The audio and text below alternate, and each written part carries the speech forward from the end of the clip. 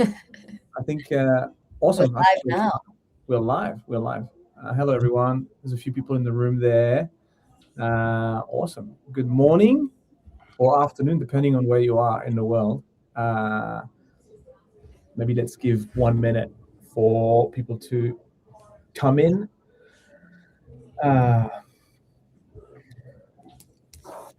It's pretty weird weather in the last couple of weeks in Melbourne, isn't it? We had like great summer vibe, and then all of a sudden it feels like it's back to winter. We have to wear jumpers. Peter, you're in Melbourne as well, right? Yeah, I'm in Melbourne. Yeah. That's awesome. Awesome. That's great. 10:01. Let's get started. Don't wait too long. Just yeah. Great. Awesome. So thanks for everyone to being here. What we'll do is I think we can just go around and just introduce each other to everyone, and then we can kick things off. So I'll kind of start. So I'm Hugo. I'm the head of growth at Gravity CX, and we'll talk a bit more about what Gravity CX does. But I'll hand over to you, Jess. Yeah. Hi, everyone. Welcome to today's webinar. My name's Jess. I'm the marketing coordinator here at Gravity CX. And Peter. Cool. Peter Godden, co-founder and CCO at SweetHawk. You'll be learning a bit about SweetHawk apps today and how you can leverage Zendesk with SweetHawk and Gravity CX. Cool. Awesome. All right. So I'm going to start with a little bit of a housekeeping for everyone. Thanks for joining. The main goal of today is to share some real tangible insights around how you can expand Zendesk with SweetHawk. So we're going to talk a lot about this. But before we get started, just a basic standard housekeeping. So this webinar is being recorded. Just bear this in mind. We have time for Q&A, and the way to ask a question is on your screen, on your right sidebar. You should have a chat here. Stacy, thank you for chatting. So if you have any question during the presentation, right, please put this in the chat. I'm just going to say hello here in the chat so you can see where I'm typing. So if you have any question and there's anything here that that makes sense to you for your operation or how you use Zendesk, please make sure you put this in the chat, because we'll actually capture those questions and ask Peter straight away on the spot. Right? So a lot of responsibility on Peter's side right now. If you're having issue with the webinar right now and the platform technical issue, we'd recommend using Google Chrome. Having said that, let's get started. A quick introduction about Gravity CX. So we are a Zendesk Premier partner. And so we work with a lot of organizations across the country, and we help them mainly with their customer experience or employee service experience operation. And so that obviously involves a lot of strategic work that we do, but also technical work. And today we're super excited to have a guest of honor on that podcast, where we want to kind of share a bit more insights around what Zendesk can do with the different add-on that's available. And so one of that big add-on, I'm sure you probably have heard of them. If you haven't, now's a good time, is SweetHawk. And so the way to think about SweetHawk, and Peter will do a much better job at me than describing this, but Zendesk has a lot of capability natively, and you can do a lot of great things with Zendesk. And what SweetHawk has been very successful in doing is finding all the gap that Zendesk doesn't have natively and filling those gaps. And so the main idea of SweetHawk is that it will allow you to create much more extensibility with Zendesk and unlock a whole lot more processes and workflow to help you streamline your operation. And so having said that, I'm going to now hand over to Peter to walk us through SweetHawk and talk a little bit about what they're doing and the work that they're doing. And just a final note, just remember, any question, please use the chat. I will be pinging everyone on the chat. So if you have any question for Peter, well, based on what you see, feel free to put this in the chat. Having said that, over to you, Peter. Thank you. Cool. Okay. Just to kind of outline what we're going to be doing over the next bit, do a bit of an intro on SweetHawk, then we'll jump into some just live use cases, and we'll be clicking around and doing stuff live. If you've got questions, then we can just click around and go off on little tangents. Happy to kind of take things where the questions lead. If we've got time at the end, we'll go through some recent improvements that we've been working on here at SweetHawk, and then finally ended up with next steps that you can take to kind of get set up or get going. Cool. So a little bit about who SweetHawk is. We've built more than 15 apps on the marketplace. We've been building apps since 2015. That's not just building apps, but extending apps that we have built. So some apps have been, having new features added, being improved, for more than a decade. So you'll find that, even though, on the surface it looks like, oh, there's a nice little app here, there, and everywhere. These apps, the functionality does run deep. We build apps that are exclusive to Zendesk. We don't build apps for any other platform, and that exclusivity has allowed us to get thousands of 5-star ratings, hundreds of thousands of agents that are using our apps, and we build apps that look and feel like Zendesk as well. So even though a Zendesk admin might have the epiphany to go, hey, we're going to add in SweetHawk apps to leverage and do a lot of stuff. A lot of the agents may not know that they're actually even using SweetHawk. They just think they're using awesome Zendesk kind of thing. So cool. So here's a taste of some of the organizations that are trusting us with their workflows. If you're kind of interested in some case studies, you can head over to our website, sweethawk.com, and see a few other case studies as well. And this is the suite of apps that we provide currently. So you've got some kind of big kind of apps that have been pillars for us over the years, like the Approve app for being able to do complex approvals through kind of any kind of workflow that you can imagine, really, or tasks and sub-tickets, but not just adding checklists to tickets, but really creating workflow from those checklists and then automatically applied sub tickets, and you'll see how kind of powerful it is in the upcoming case studies or use cases. Sorry. But we're always working on new stuff as well. So you can see we've got 3 new apps in there that we've released in the last few months. The Kanban app for linking like a drop-down field in Zendesk to columns in a Kanban board. So if you change the field, it changes the column. If you change the column, it changes the field. So you kind of got a syncing between, like, so you might have a phase field and phase 1, 2, 3, 4, and then you've got your phases. Could be, used for project management or onboarding, as you'll see in a sec, or even sales tickets or something like that. Then we've got the Power Actions app that's recently came out, and that is around being able to do all the things that triggers your wish triggers could do. For example, being able to update numeric fields or multi-line text fields, or add CCs, or be able to post comments into tickets and choose the author of who that comment, the public comment is being made by. In the past, you've been able to do these things maybe with a bit of JSON kind of webhooks and stuff like that, but that is complicated and webhooks can fail. So that's Power Actions comes in to solve that gap, really. And then we've got the Broadcast app in there as well. So the Broadcast app is also a new one, allowing kind of more for larger organizations that want to be able to kind of ping all of their employees with a certain message, security update, or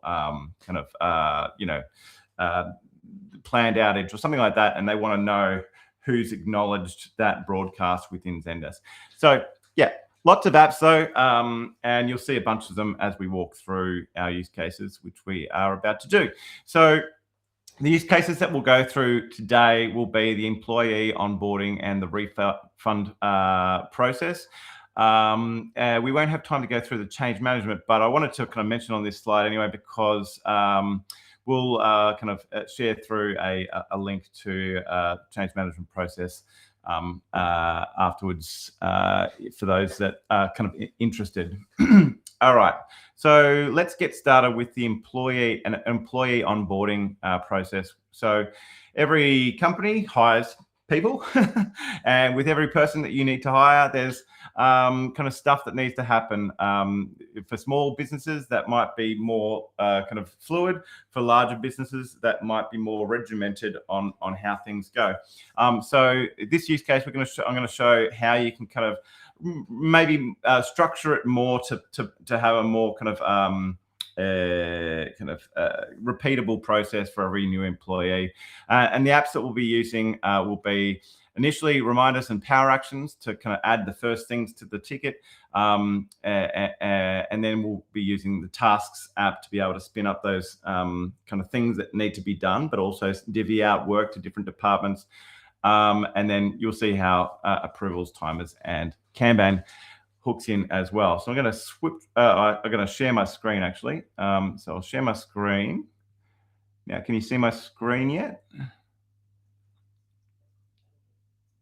Hugo, can you see my screen? We're good. Yeah, you can share. Okay. Let me just, there we go. Cool. Okay, so I am logged into the Zendesk Help Center as an end user here. So I'm not an agent in Zendesk. I'm an end user.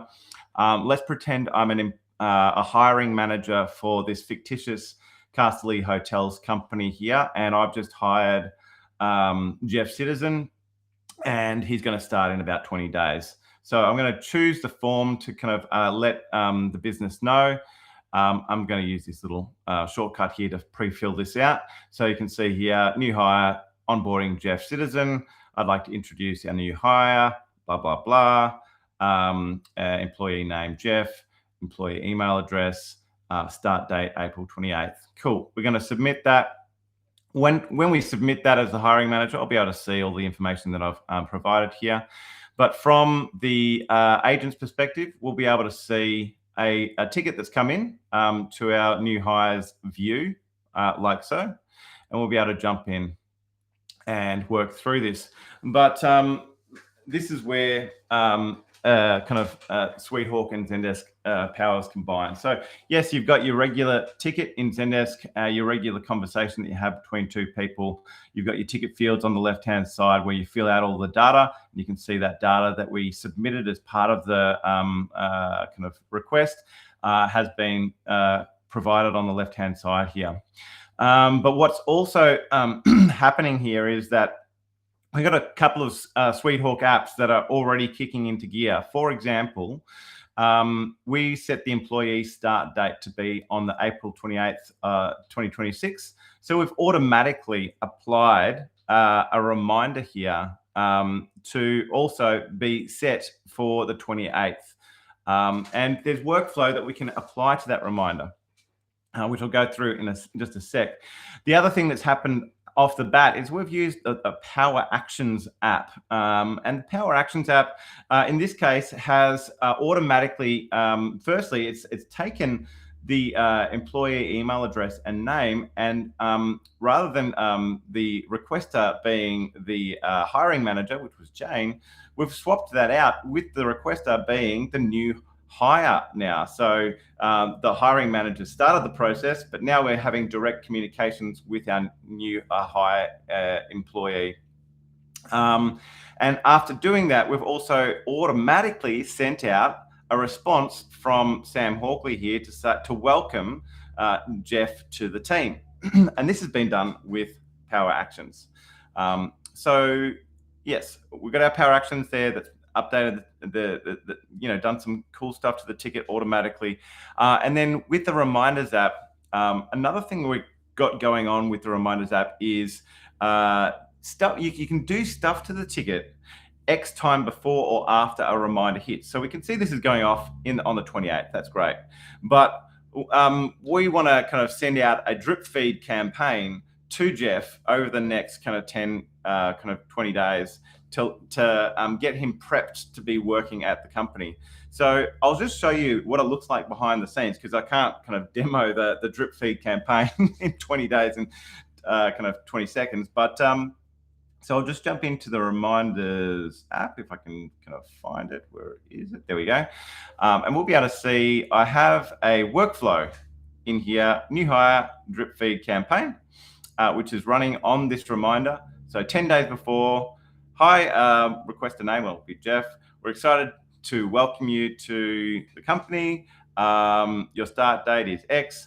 5 days before, only 5 days to go. 1 day before, tomorrow is the big day. Welcome again to Company X. Here's everything you need to start. So this is just relative kind of ticket updates that you're able to do. I'm even able to set the author of these comments being made to match the initial one, which was Sam Hawkley on this. So yeah, that's something that you can do. Now, the next phase of this onboarding, after, let's just say it's now the day that they're going to start. So what I'm going to do, rather than waiting for this reminder to hit in 20 days time, I'm going to simulate that hitting by checking this box. So reminders can also be just like tasks, items that you can add to tickets that you can check off that have a due date. So you can use reminders out in many different ways, and we're using it in an interesting way here, but you can use it in all different ways from a task standpoint or for a time-based standpoint. I'll check this off, and as a result of checking off this reminder, we'll see a couple of things happen to the ticket. So you can see here that we've automatically applied a task list to this ticket. And this task list has tasks that I can just check off like this, but it's also got bigger tasks that they're not simple things that I can just check off. They're things that need to be divvied out to different departments for to be able to kind of cater for different responsibilities. So really, I mean, the power of the Tasks app isn't around checklists. The power of the Tasks app is around automation. So as you can see, I automatically applied this task list when something happened on a ticket. The workflow that stems from it, and the sub-tickets. Now, by workflow, what I mean is that when I check off any one of these tasks or finish a task list or do anything really in tasks, you can do anything to the ticket. So you can see company vision, mission, and orientation, or whatever. These items I've had the Tasks app automatically post in a private comment to let us know that those items have been done. But this is a very basic representation of that workflow that's possible. You can, like I said, you can do anything to the ticket or in any other SweetHawk app. So let's combine powers of apps, and we've got our Tasks app here, but we've also got our Timers app down here, which is an app that allows you to record not just one time on a ticket. If you're using Zendesk SLAs, you'll know that you can only be having one SLA on a ticket at a time. So the Timers app actually allows you to record time on many, many different things that you want, and then be able to report on all of those different timings however you like. So we've got a task here, complete initial security setup, two-factor authentication. So this is a relatively time-sensitive thing, and it's something that we want to record how long this takes to ensure that this is done very quickly when we've got a new hire starting. So we've got a timer that's running, that's checking how long that's going to take down here.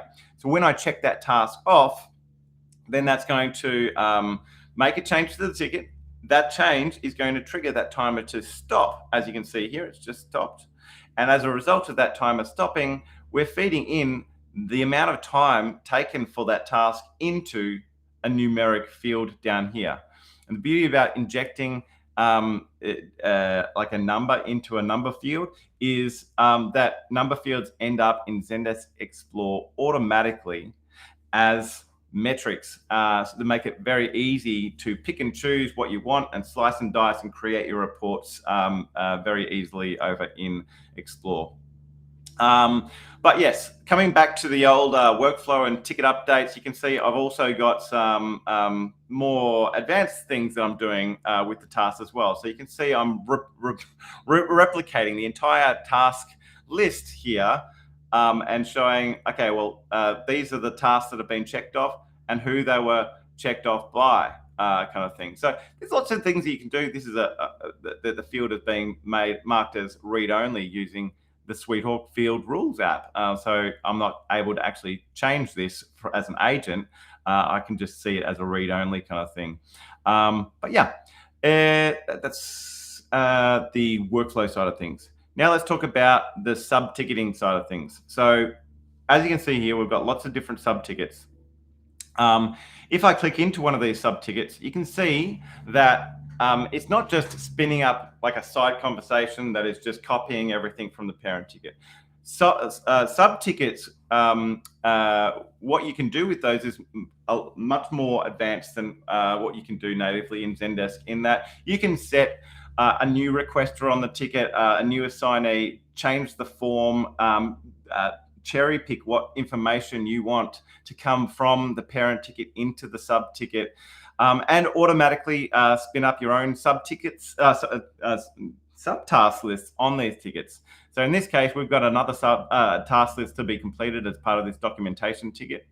And you can also enforce these task lists. So I can't actually solve this ticket until all of these tasks are completed. So what I'm going to do here is I'm going to complete all these tasks and then mark this ticket as solved. And you'll see that with sub-tickets, there's always a link back to the parent ticket, and vice versa in the parent, so you can always click in and out. Now, when you solve a sub-ticket, that will automatically check that task off in the parent ticket. There we go. We can just see that happening there. And so, yeah, I guess what you can think about is when a task is a task, you check it off. But when a task is a ticket, well, the ticket is the task. So when you solve the ticket, the task gets completed. So I think that is all I wanted to kind of share on that walkthrough. I might actually, there's one more thing that I wanted to show around kind of new hire onboarding is the Kanban app. So as we were moving through our kind of flow there, we've got our employee onboarding stage. So you can have a drop-down field kind of where you record the stage of any new hire kind of on the way. And as you kind of clicking through tasks or completing task lists, then you can have that automatically being updated. So then in the Kanban app, I'll be able to see that this ticket is now updated in the Kanban app, and I can kind of keep track of it in a slightly different way than just keeping track of it in your regular kind of Zendesk view kind of thing here. So yeah, it's another way of essentially keeping track of your tickets via a Kanban board. So, okay, at this point, I think I'll pause and just see if there's any questions that we have out there. Yeah, definitely. Thank you for going into that a little bit deeper for us, Peter. I think some questions on my end is like, can you automatically assign these tasks to different team members during the onboarding? Yeah, so individual tasks, kind of like as in like just the basic tasks, you actually can't assign those to people. They're just to be checked off. What we've found is that when you have something that needs to be assigned, often there is many other things that go along with that, like an expectation of how long it will be completed, being able to kind of keep an agent responsible for that task requires workflow. So that's where your sub-ticketing comes in. So if you need to assign a task, you turn it into a sub-ticket or pre-plan it to go into a sub-ticket and then assign that out. Yeah, definitely. It makes a lot of sense. And how long does it normally take for you to sort of implement a workflow like that? Okay, so yeah, from an implementation standpoint, it's like I guess you think of SweetHawk as a tool. It's like you want to build a house. You've got a toolkit, a hammer, a jackhammer, your different tools. So it really depends on what you're building. You could build out a workflow in kind of literally 5 minutes. or you could spend kind of 5 days on a much more complex workflow. So it really, I think the sweet spot when you're kind of using SweetHawk is around when there's a champion in the business that understands the business, understands a little bit about Zendesk, and is willing to learn a little bit about SweetHawk, and then can implement the workflows to match what the business is needing. But when it gets a little bit more complicated, maybe you don't have that champion in the business, and that's where I guess the likes of kind of Gravity CX comes in, where you can kind of reach out to you guys and get help setting certain things up. But yeah, it's like how long is a piece of string, really? But Yeah. Yeah. No, makes a lot of sense. Just got one final question is, will ticket status remain open until all the tasks are completed? Yeah, so that's a setting in the Tasks app. So you can essentially you can allow tickets to be completed without completing the tasks, or I think it might be default that it's on that you have to complete the tasks. And as you saw in one of those sub tickets there, I couldn't solve that sub ticket until those tasks were completed. You get a little red error at the top kind of saying, hey, you need to complete these tasks, kind of thing. So you can enforce that. Yeah. Oh, definitely. I think that's all for us at the moment. Oh, we've got one more. How did the numeric value populate the number field? Is that using Power Actions? Correct, yes. So Power Actions is a very kind of interesting tool. I mean, it taps into your triggers. So you fire the Power Action with the trigger, but it just does more stuff that triggers can't do. So say, for example, you need to inject numbers into a numeric field, or multi-line text field, or just text field. Those things you can't actually do with triggers without using fancy JSON and webhooks. So it just makes it a lot easier to do with Power Actions, which is essentially just like filling out a macro in Zendesk. You just create your action, and then you click on Create Trigger, or link it to a trigger, and then the trigger fires and it does the action. Yeah. Fab. I think that's all of our questions. Now I'll let you carry on with the other use cases. Cool. All right. So next use case we have is around a refund approval workflow. So let's jump into that, and we'll run through the apps that we've got as part of this workflow. So I'll get rid of these new hire tickets, and I'm just going to create. So I'm going to skip the part of creating the ticket via email or via the web form, and we're just going to create it here. So I'm just going to, and we'll pretend that this was sent in by an end user. So I'm using a Zendesk macro to kind of pre-fill some information. And then behind the scenes, I've got the Power Actions app just helping me to pre-fill out the rest of the refund kind of data that you'll see in a sec. Ta-da! Okay, lots of data filled out. Cool. So as you can see, the first app I wanted to point out in this one is the Notify app. So you would have heard a little ding. That's a sound effect that you can choose to have or not with the Notify app. And essentially, this one's just letting us know that a large refund request has been received. But you can pop up a notification for anything to anybody. So let's say a ticket got marked as urgent, or you got a new ticket from a VIP customer, or you got a bad satisfaction rating.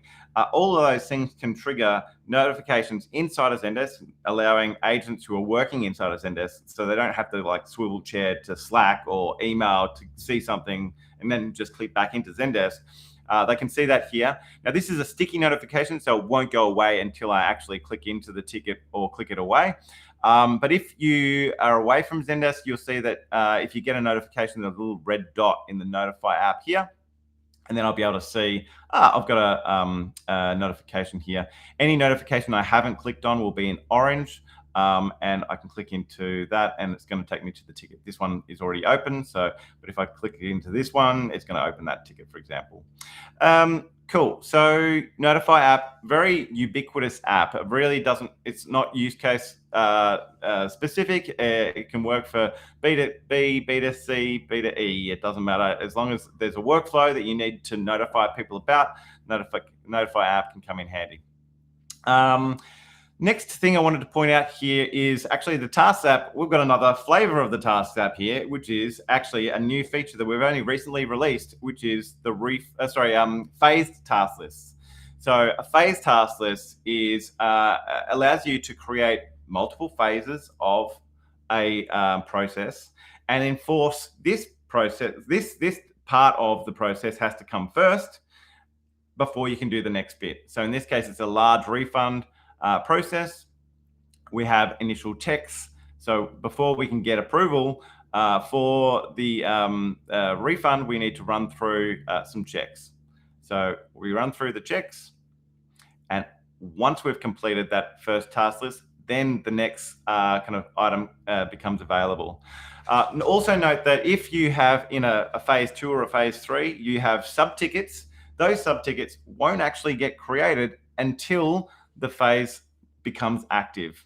But the good thing about having multi-phases as well is that you can see the complete number of phases from the get-go. Even though I can't complete a task in a future phase, I can see that it's there, and I can kind of gauge what I'm doing based off of that.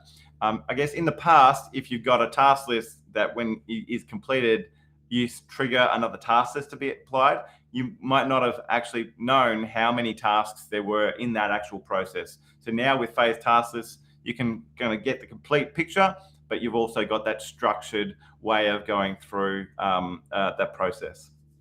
So cool. So in this case, one thing I didn't cover in the last flow was around kind of approvals. This and of course in a new hire onboarding flow, there probably would be approvals for, say, building access or to get documentation signed or whatever it is. But there's always approval processes throughout any kind of business process, really. In this case, I've just automatically applied an approval process. Now, this approval has been applied and it's automatically been sent off.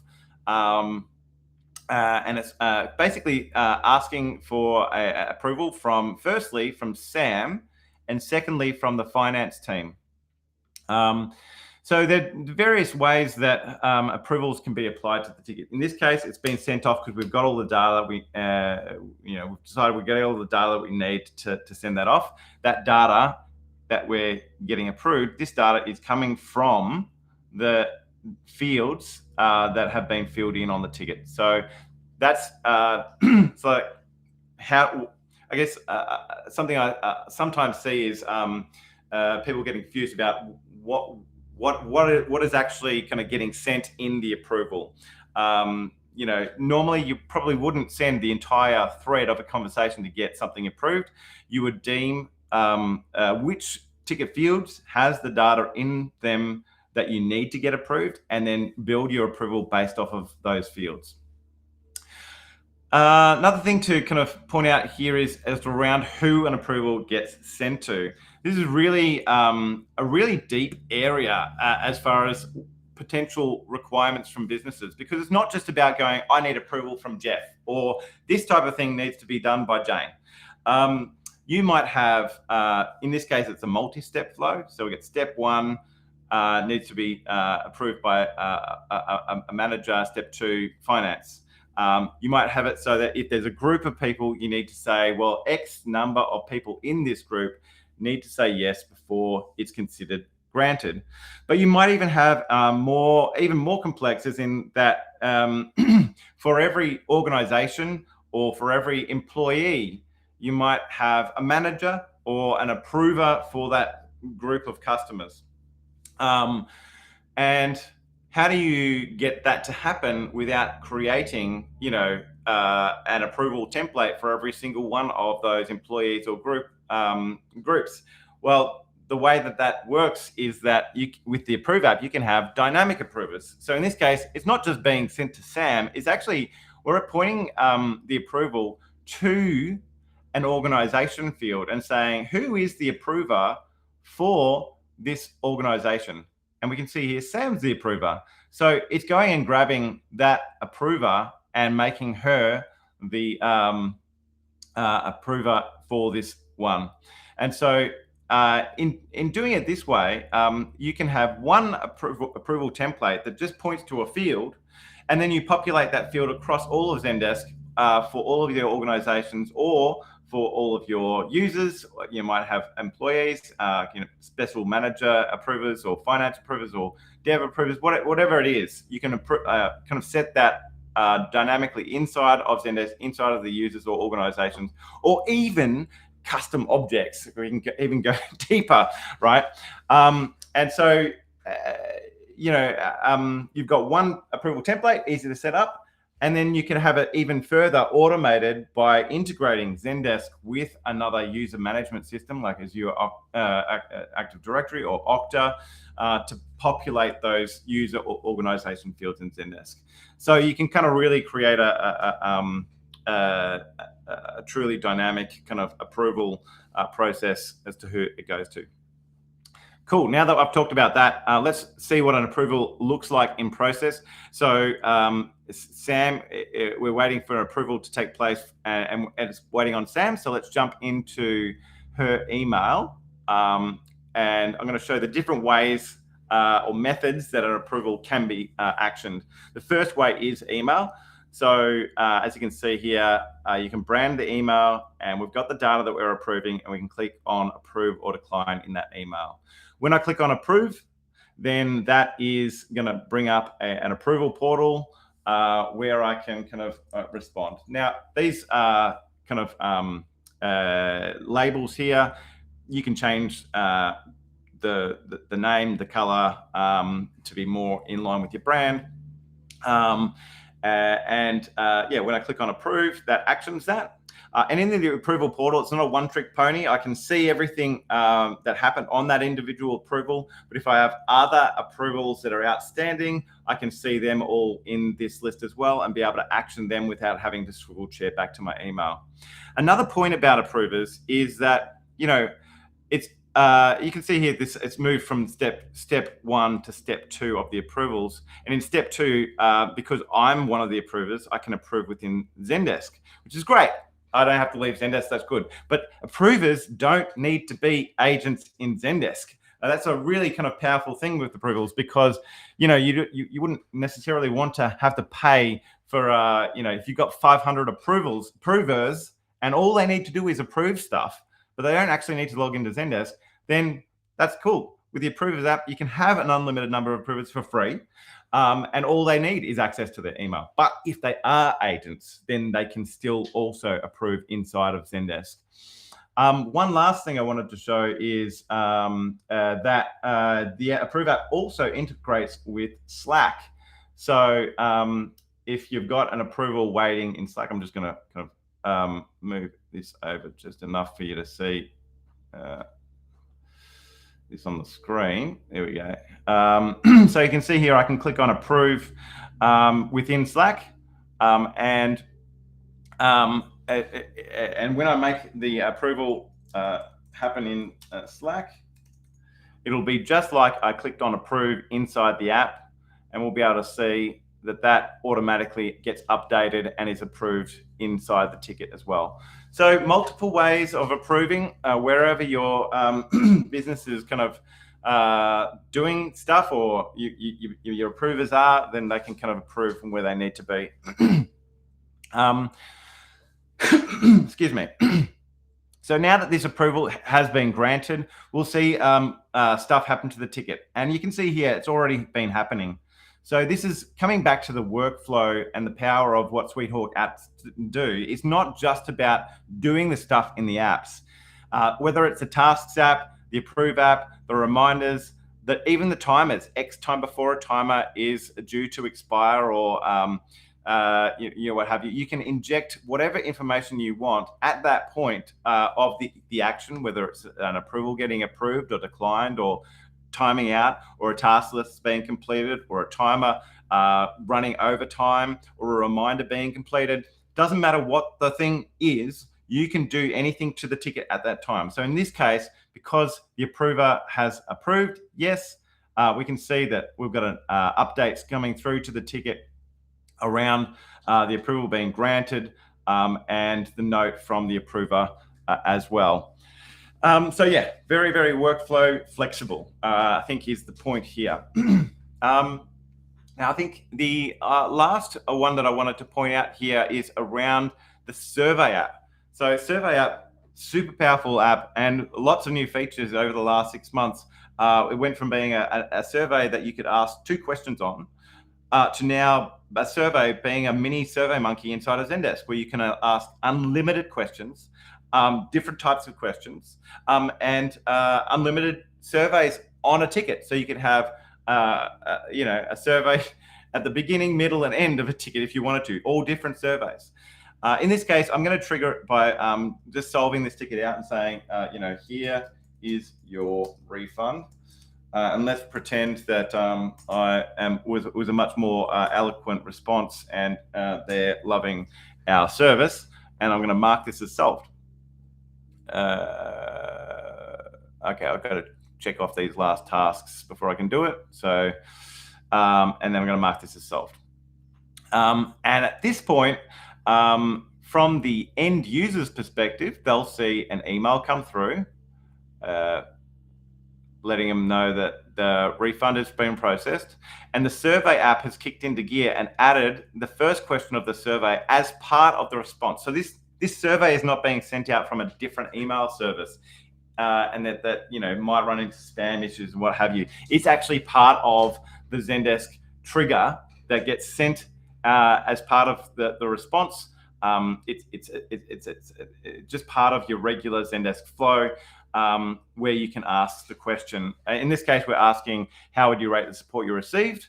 When I click into that, that is going to take you through to another brandable page where you can ask different types of questions. We've got our 0 to 10 question here. I love you guys.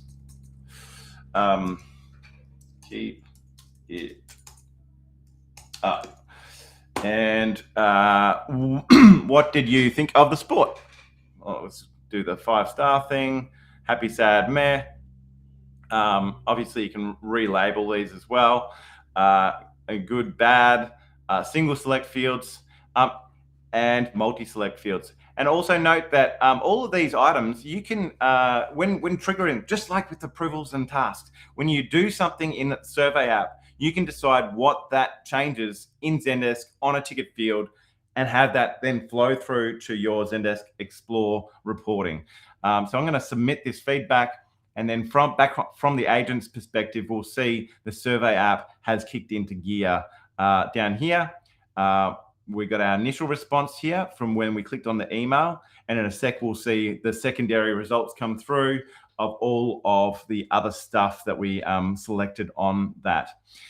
We can also see that not only is it kind of whacking in some private comments with the thing, we can actually feed that whatever data we want into ticket fields. I haven't actually got that set up on this ticket, but also if you're using Zendesk CSAT, good or bad, you can convert whatever the first question is into good or bad inside of Zendesk. So if you're using that and you want to keep on reporting on that, you can kind of have your cake and eat it too, and keep on reporting on Zendesk good, bad, but then also be able to ask, an unlimited number of other questions as well.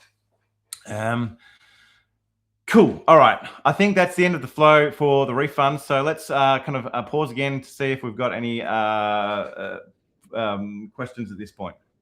Awesome. Wow. A lot to unpack here. Thanks, Peter. That was quite a thing. We do have a fair bit of question. Okay, cool. So let's kick things off. Actually, I do have a few questions as well. Yeah. But let's start with Matt. So one of the question was, and obviously that's pretty relevant for a few of the customers that we work with actually, is that first refund flow that you've showed us initially with the task. Is that something that can be triggered. Like, can we trigger different workflows based on the refund amount? So, for example, if it's below 500, we skip approval. If it's like above 500, send this to finance for approval. Is that possible? Yeah, so you probably, the way that you do that is you would you'd have a drop down field. So with your thresholds, because the drop down field would make sense because it's very easy to create a rule inside of a Zendesk trigger at that point and say if the threshold equals drop down field selection 1, 0 to kind of 500, then do this. If it's 501 to 2000, then start this other flow kind of thing. So it's really kind of how do you build the flow in a way that is going to allow a trigger to have an if this then that rule. And one of the easiest ways to do that is with a drop down field. So I'll probably do it in that way. Yeah. Okay. We've got another one from Chad, good old Chad. And I think that's getting a bit technical, but that's good, right? So how do we delay sending an approval until all the required fields for the approvals are completed? So I think he's referring to task, right?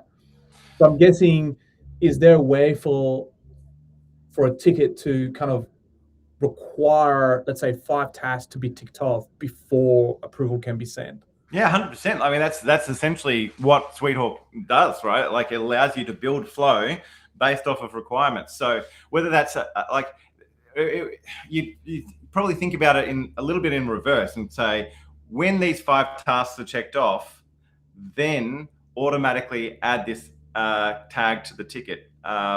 Or actually, we're something that's going to be coming out very soon is, rather than actually having to tag the ticket, you can just say, when these 5 tasks are checked off, just apply this approval. So the apps kind of don't necessarily need the ticket to talk to each other. You could just have one thing in an app trigger something else in the app. But from a required fields, like if we're talking about Zendesk ticket fields, that's where, when you apply an approval, that approval will be applied with a trigger. Actually, I'll probably show that. I might just share my screen because that's a very important concept. I'll just share my screen here, entire screen. There we go, that one. And I'll add that to the feed. Have you? That's good. Yeah. You got me? Yeah. Cool. Yeah. So with any task list or any approval, the question was around approvals. You can see here. So I'm jumping in. You create the trigger that you want to kind of start that approval automatically. It's the same thing with task lists. Probably task lists, I mean, it's the same concept, but task lists is easier to kind of demo because it's just a simpler concept. So I'm just going to create a test task list here. I'm going to call this test April 8. Bang, we've got a task list. Now we're going to add a task to this kind of list. So I'm going to say task 1, create task. I can create an unlimited number of tasks. If I wanted to bulk update, I can copy and paste lists or whatever. But this is just a concept, right? You create the task list, you create a task. How do you trigger it? You go back into here, and then we go for our April 8. We click on create trigger. Bang, we've got a trigger now that fires.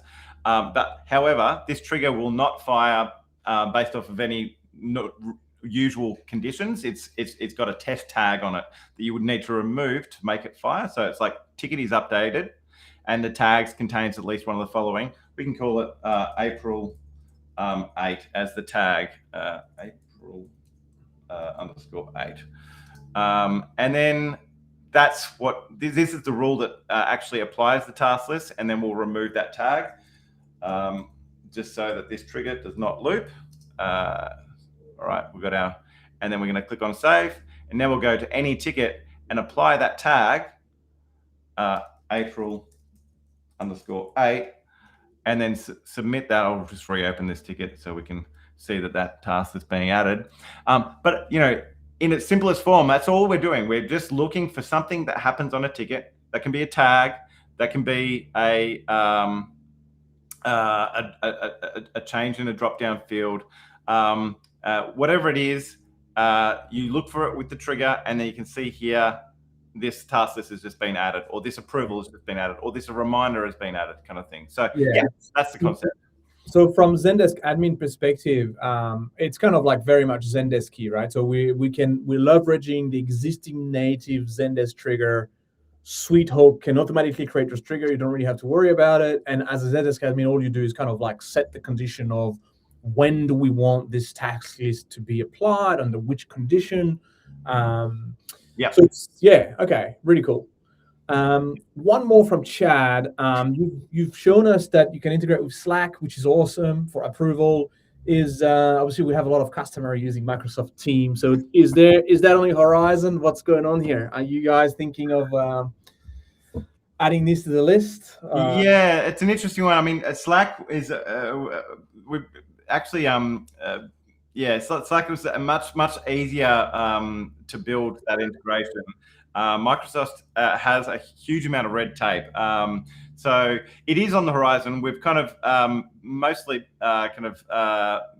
built something, but yes, I think it will come through. Potentially, if it comes through, it will come through as a slightly different kind of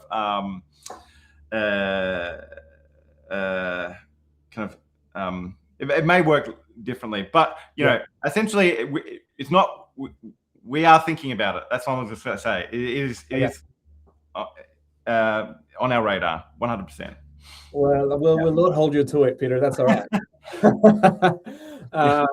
Awesome. I'm just mindful of time. We do have a couple of minutes left. I think there's been a lot of good stuff here, and maybe would it make sense to maybe just run us through a bit of a debrief of kind of what we've seen. And I know there's a couple of slides here that's been really, really helpful in terms of the different, the different app that we've used. But, there's some Zendesk admin in the room. If they want to get started, like what do they need to do? Like what's a good way for, obviously you guys have a lot of app and there's a lot of capability there. What are some of the low-hanging fruit that someone sitting there as a Zendesk admin, they can get started? Obviously, task. I mean, we work a lot with different customer. Many of them have SweetHawk, and obviously, task is super powerful. But if you had like a 2 cents advice around, hey, this is what you can think about to get started with SweetHawk, what would that be? Yeah, cool. I mean, maybe just installing the apps is probably the first kind of place to go, or even just going to our website. I'll just share my screen one more time. And I'm going to go to the website because it's super simple to install an app or install the suite. You're just going to let's go to the suite here. Start a free trial. You put in your Zendesk domain here. You click on free trial. You will allow it, and then bang, you've got the suite installed. So I'll show you what the suite will look like. It's like 4 clicks really. You've got the suite installed, and then whatever app you want to install, you click on install, and that's a click as well. So you don't have to go through the Zendesk marketplace anymore to be able to install an app. There was a lot more clicks involved in that way. So we've made it super simple. You just go to the website, click free trial, put in your domain, click allow, and then choose the apps that you would install. If you're gonna ask which apps you should install first, I'd say, install the Tasks app.